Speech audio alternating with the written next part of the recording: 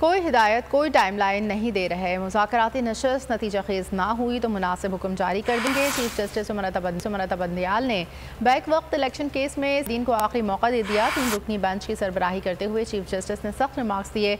खबरदार किया, सियासतदानों को मसाइल का हल खुद निकालना चाहिए, ऐसा ना हुआ तो आइन मौजूद है, अदालती फैसला बरकरार है।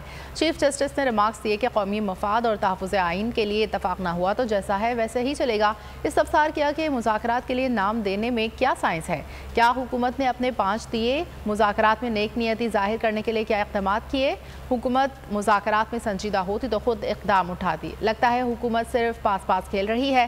चीफ जस्टिस वाज़े किया कि अदालत का कोई हुक्म नहीं, सिर्फ तजवीज़ है। हम मुज़ाकरात करने पर मजबूर नहीं कर सकते, सिर्फ आइन पर अमल चाहते हैं ताकि तनाज़ात का हल निकले। हमें वजाहत नहीं, सिर्फ हल बताएं।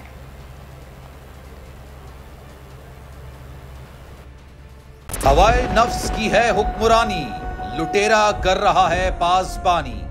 बोल न्यूज के मार्केटिंग हेड आकाश राम ताहाल लापता, तफ्तीशी इदारे जवाब देने से कासिर। अहले खाना परेशान, बेटे की जुदाई में माँ गम से निढाल। जो बच्चो हिंदू हुआ पर आए थे जो को पाकिस्तानी, मुझे मेहरबानी करे पंहिंजो आकाश वापस कयो।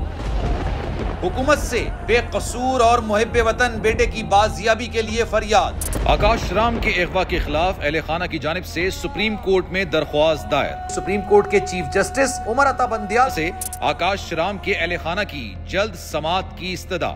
मुश्किल की इस घड़ी में आलमी मीडिया ने भी उठाई आवाज। CNN, आज तक, इंडिया टुडे, टाइम्स नाउ समेत आलमी मीडिया ने आकाश राम के अगवा के खिलाफ दिया बोल का साथ। उफ क्या जुल्म है, बोल इंसाफ का मुंतजिर। सब्सक्राइब करें और बेल दबाएं ताकि कोई खबर रह न जाए।